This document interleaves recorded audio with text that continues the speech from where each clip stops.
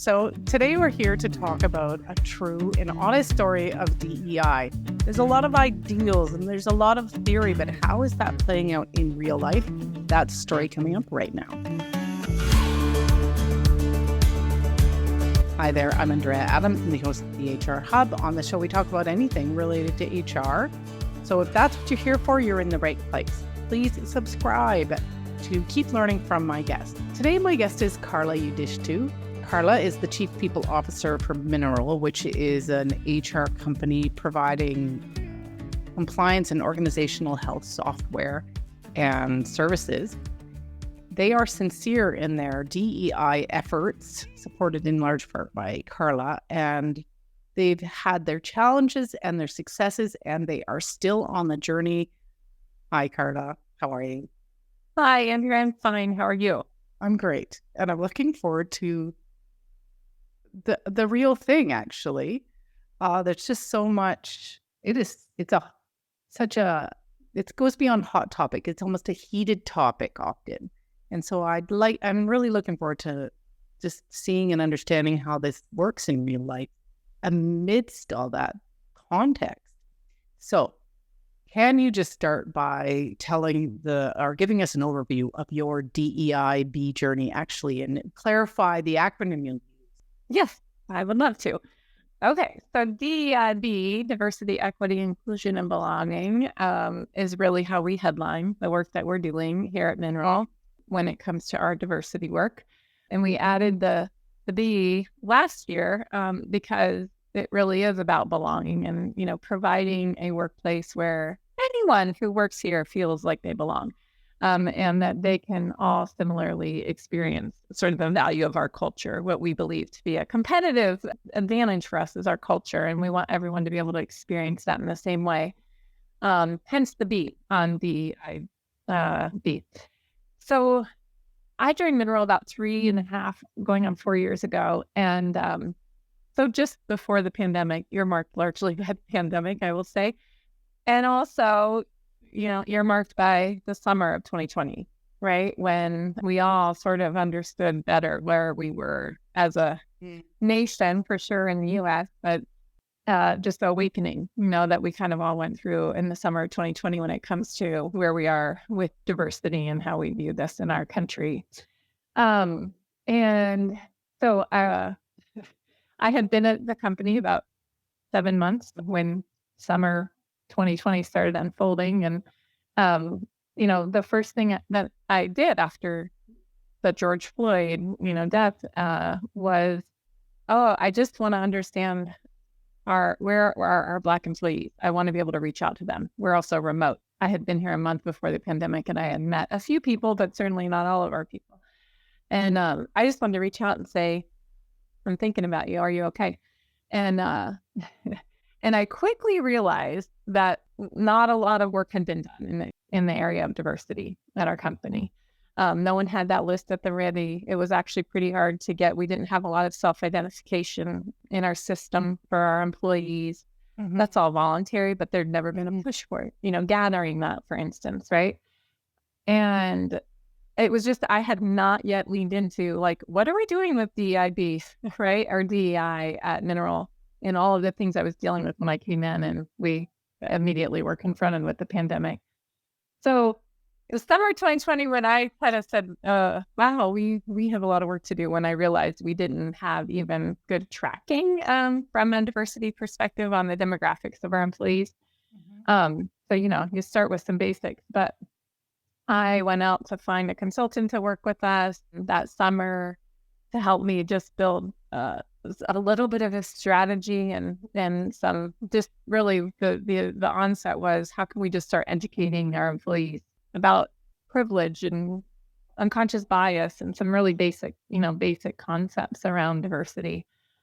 And ended up, the consultant actually ended up joining us part-time. She wanted to join an organization versus be a consultant, because I think she'd been a consultant for a number of years.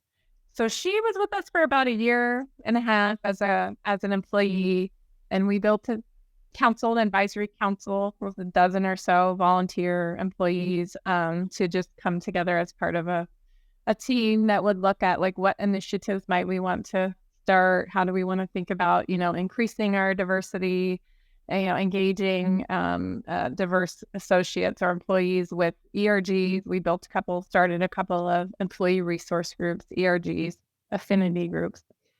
Kind of got some like basics, I would say, off the ground. We also, as a council, made lots of lists of things that we wanted to do.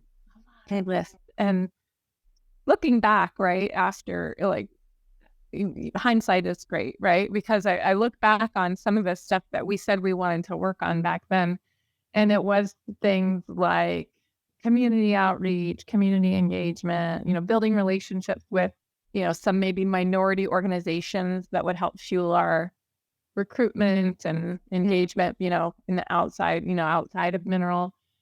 When I look back, I think our initial work, some of it was very outward facing versus like work that was going to impact the experience that our employees were having inside the walls of Mineral. And, when it comes to someone who might be different than the person sitting next to them, we were all remote in the pandemic, of course, when this started. But anyway, our employee, after about 1.5 years, she actually decided that the work was very hard. And she actually came and said she was having some health issues unrelated to work, but some health issues. And she said, I'm going to resign. I'm going to take care of myself. And I also have decided I'm not going to do diversity work anymore. And she told me that like a number of people in her network were in that same place. And she said, it's really hard. And a lot of companies got on the bandwagon, right, in summer 2020. And people were feeling, this is what I kind of learned from her, just people were feeling, and I've talked to many people since then, that, companies said, we're going to do this. And, in the summer of 2020, and put some money in, put some resources in. But the making a difference was really hard. And the momentum was starting to get lost, and people were feeling a lot of frustration. And I think we were feeling that a little bit from a council perspective, those 10 or 12 of us that sort of had come together to be on this council. And I, for perspective, I'm an HR generalist, right? I've mostly been an HR business partner. I've worked in different functions over the years, but I've always come back to like HR business partnership and being, that's I'm more of a generalist when it comes to HR experience. I am not a DEI practitioner. And so I'm not always comfortable. I'm not always I don't know that I know all the latest and greatest in DEI. I've never claimed to. So I think we did a lot of spinning of our wheels, had our consultants, had our employees. She left. And it was about mid-year 2022. I said, okay, I got to find a different approach. And I don't want to give up. And I still have some money. I have money for an employee or money for a consultant. And I have other money I've put aside for training. And set out to find someone else to help. So I talked to a couple different consultants, and then I talked to her, and she came on board to help us build a roadmap, kind of build a mission and a vision, and build a roadmap, and put some really just basic infrastructure in place to help us get going from a kind of moving the needle, on belonging and creating a culture where people belong. Well, and it sounds like that became your mission, is the belonging piece. What you're That's right. talking about in 2022. So you tried some things with probably some success, but also some frustration. Kind of rebooted in 22, or my words. Fair. What framework or what steps, or like if you were to give someone advice, like what's the process? I think the first thing was get grounded on why we are doing this work, right? Why? What's our why? Yeah. Like any team, right? Like any team, I think figuring out your purpose, but your why. What is your why? And it was interesting. In our first iteration of the council, we had gone round and round trying to build our mission statement, and we wordsmith. This happens a lot in teams. Somebody takes a stab at putting something together, and then 10 people wordsmith it for weeks, months. And we were going through that. And can I just stop you there for a moment? Is the wordsmithing worth it? I don't necessarily think it always is. Okay. All right. Well, keep going then. But I think it, I'm also not like a super detailed person, and I think it can be very important, to different people for different reasons, right? And in the small world, a small word can make a big difference. I think with things, the nuance of how it's used and something like diversity. But it was interesting. Our consultant, Fresh Eyes, was looking at our recruiting website, or our website, and the content around recruiting. And we had something that we had created when we created our new website 3 years ago that talks about a workplace where everyone belongs. And she said, isn't that your purpose right there? And that, hence the B was born for us, right? Right. And I was like, yeah, it's been right in front of us. And we had like this long 3-sentence statement, about our purpose that we couldn't all align on. And it was so simple. Would you suggest that people start with well, you did actually, you said, get clear on your why. I've had that on other topics, actually, completely unrelated to DEI, be clear on the why. But anyways, what's next? What's after that? So first your purpose. And then I would say, the next thing that we worked on was just what should our areas of focus be? And before you start building tactics and make lists of things you want to do. Yes. Like what are the sort of strategic areas of focus? What do you really want to focus on? What are the most important sort of as building blocks, right? What did you guys land on? So we landed on 6 of them.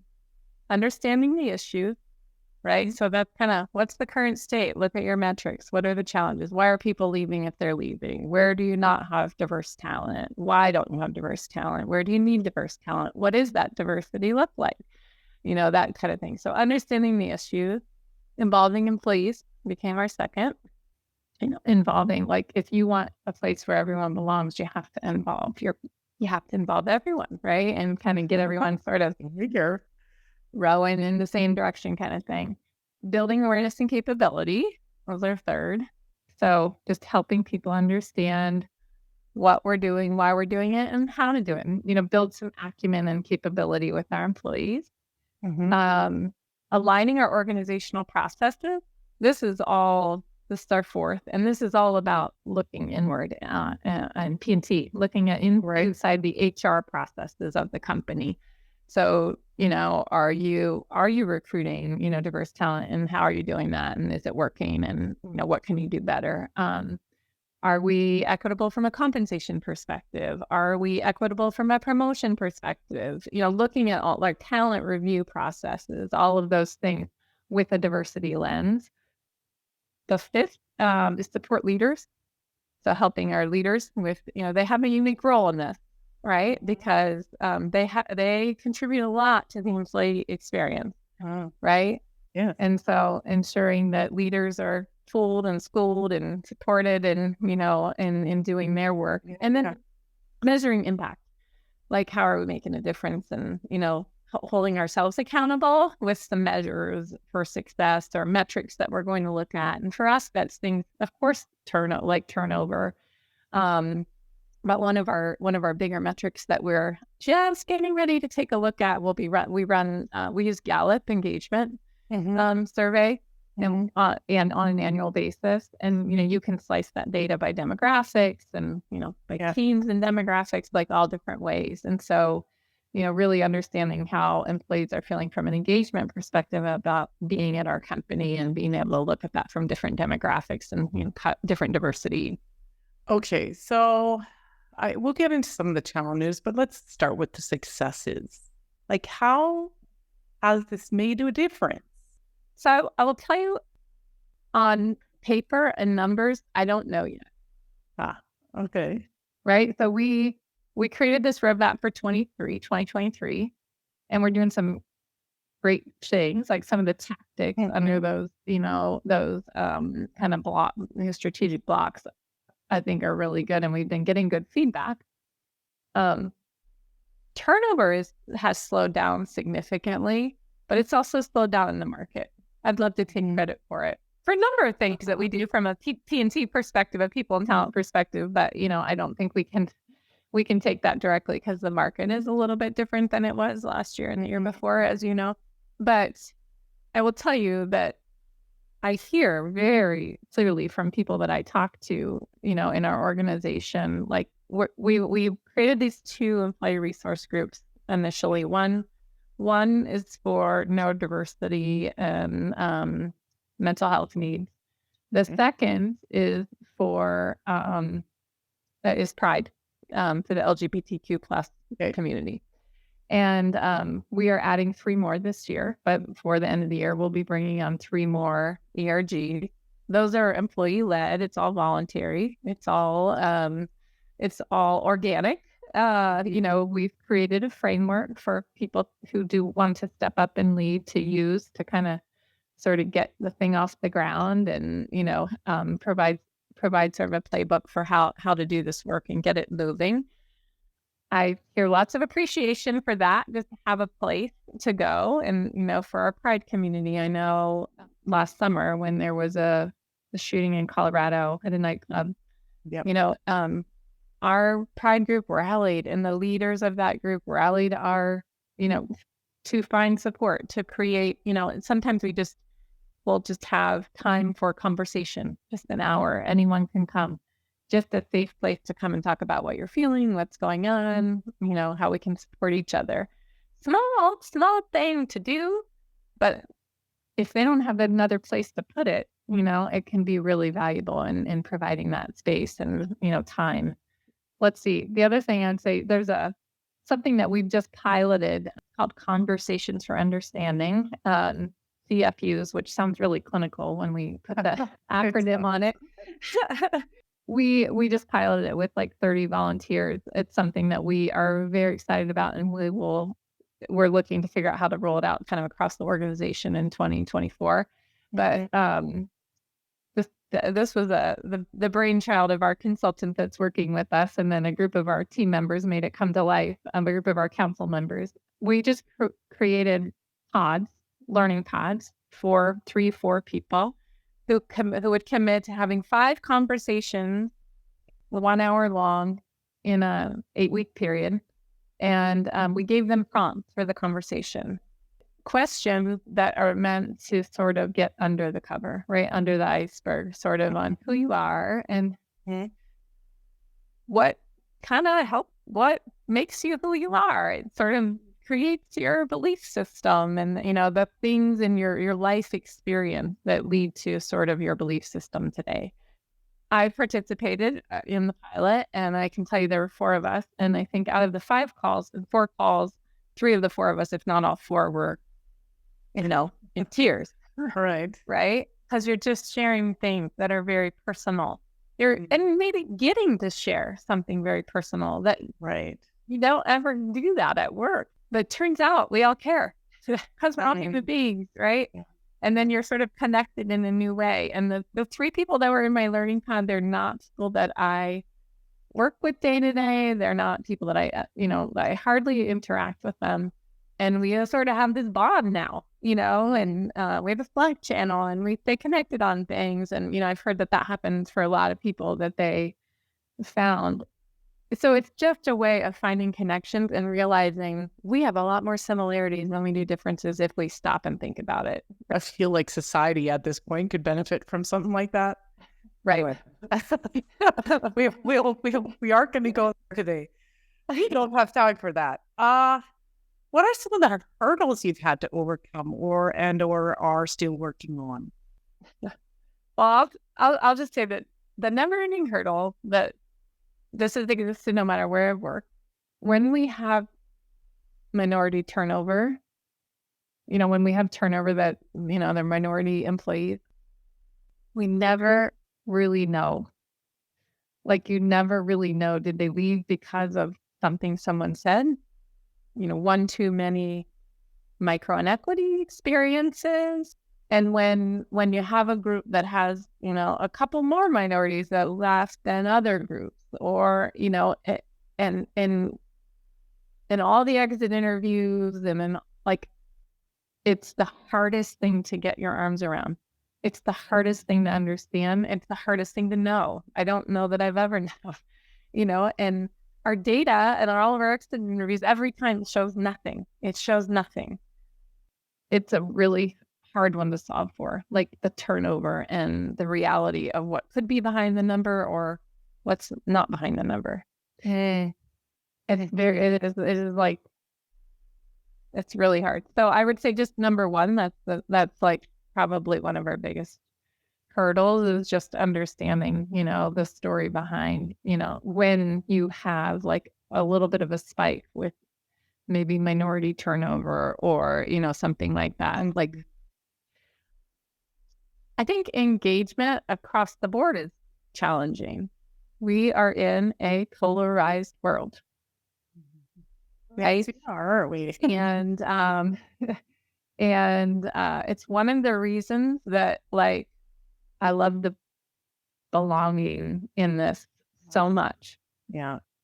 Because it doesn't matter if it's about trying to engage the demographic of like an older employee or a younger employee, right? Or a minority employee or, someone who, is neurodiverse and they're learning or someone, it doesn't matter.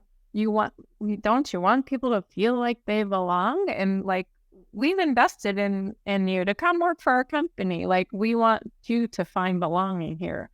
And it's just really hard to argue with when you're trying to bring leaders along in this and other, all of the employees along in this. It's like, you can, I won't say you can argue about diversity because there's a business case for meeting diversity, right? Yes. There's a strong Yeah. business Yes. case. We'll have better results. Yes. There's a strong business case that I don't have to tell you about, but it's really hard to argue with belonging, and what we're going to get back from an engagement perspective, if we can create that experience for people. I'm pretty sure the engagement debate has been settled as well about the value of engagement. Right. Yeah. So for me, I'll be honest, it feels like a field, as it kind of I alluded to in my intro, a field full of idealism, with results that aren't meeting the expectations, maybe of me from, being a mom and female, or from others who are racialized or are neurodiverse or are marginalized for some other reason. What's your perspective on idealism versus results? And maybe they're not idealistic, actually. Maybe they're quite reasonable. However, I know in our world, it feels like idealism. Right. Yeah. Like, is it idealistic to think we have no glass ceiling? This shouldn't be. Are we right? Right? So, Yeah. Like, yeah. I mean, for example, like, yeah. Well, I will say it's the hardest thing, like, for business people, and I like to think that, as an HR professional, I'm a business person too, right? But so I'm not taking myself out of that category. But for, a CEO or a CFO, when I'm putting my budget together, and I'm not saying this happens at Mineral per se, but, in organizations, when I'm putting my budget together and I've got money in there that I want to spend on a diversity consultant and diversity initiatives and people want to know what's the result we're going to see, right? It's very hard. It's really hard, right? And I hope those Gallup engagement survey results yield good results, right? So that like people, the engagement is strong across all, most of our demographics or whatever. I hope that we can see progress. But they weren't really terribly low before. We've never seen them low since we've been this our third year. You just don't want to see them drop, right? And but something I've said to Nathan, our CEO, as we've just talked about, the challenge of the diversity work is you can't stop. Like, if you don't see a hard number that tells you you're making a difference, you can't stop if you care about the employee experience and the, creating the culture of belonging, because it's not always going to show. And And I think, we all have questioned what's idealistic versus reality. I think a lot in the last 3 years. I think the challenge is it's really hard to get hard data for success here. It's a lot easier to get hard data when it's negative. Right. So when you have a bunch of turnover that's minority related, right, it's gonna, if it's like over and over and over, you can hire, but you can't retain minorities or other marginalized parties, that's going to show up, right? But if people are staying, and they're pretty much as engaged as everybody else, a 4 on a 5 scale or a 3 on a 5 scale or whatever that is, it's very hard to say, well, do we need to keep, when someone says, do we need to keep investing? We're doing fine.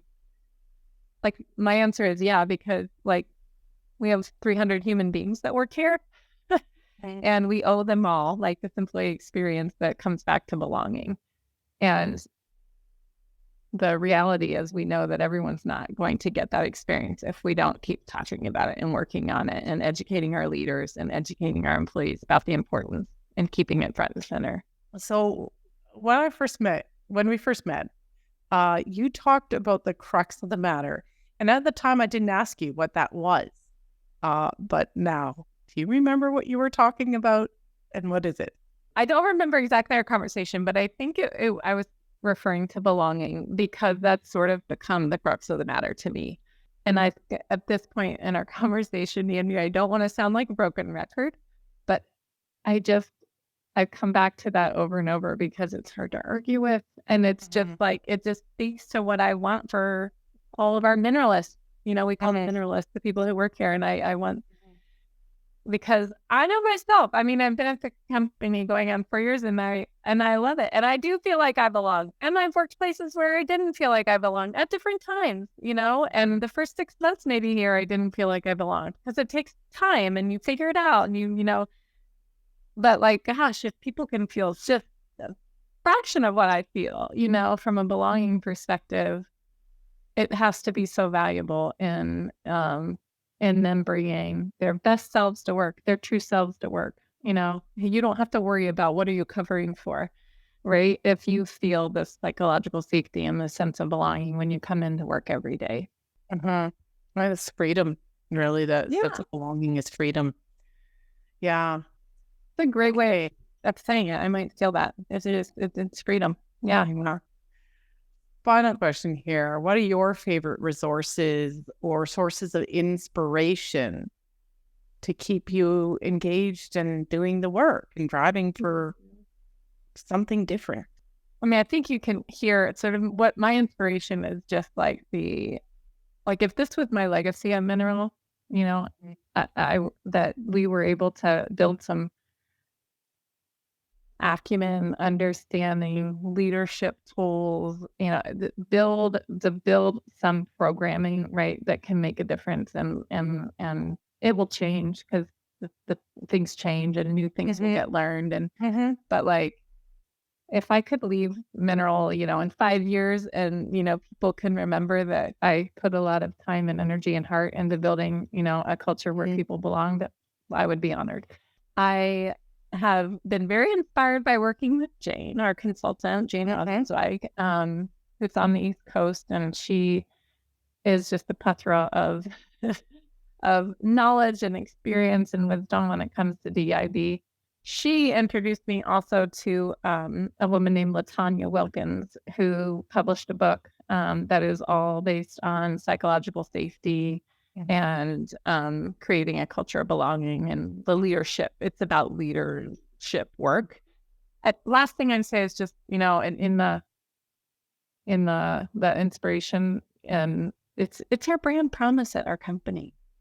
And I last year at our leadership offsite, it was the first that we'd had since I'd been here because of the pandemic, right? But we had 70 leaders together, and I kind of got on a little rant about our culture, and I had the mic and the stage for a minute, and just about we have been certified as a great place to work over and over, and we've made lists, and we've done all that work, and it's like, it means nothing if our people are not here telling us that they feel it, and you can you can, do a lot of work to get on different lists, right? I've learned a lot about that in the last 4 years too. I don't want to be on a list that we don't belong on. But when we get on it, we belong there, and it's our brand promise, and we have to deliver on that, and, our values and, kind of, if we're serving other small and medium-sized businesses in the area of HR compliance and organizational health, like, we got to walk the talk and talk the talk and do, do as we say. And so, I think it's just critical for who we are that we deliver on this. Well, thanks, Carla. I was really touched by that and moved actually by the difference that you're making at Mineral and the difference that we in HR can make. I have done other related episodes. One that I really liked and that you've touched on is the idea of psychological safety, and a link to that video is right there. I did another one on decolonizing HR, which maybe is a little bit more relevant for us in Canada, but I suspect there's some themes there for you in the US as well. And the link to that's right here. Thanks for watching out there, and we will see you next time when I talk with another insightful guest.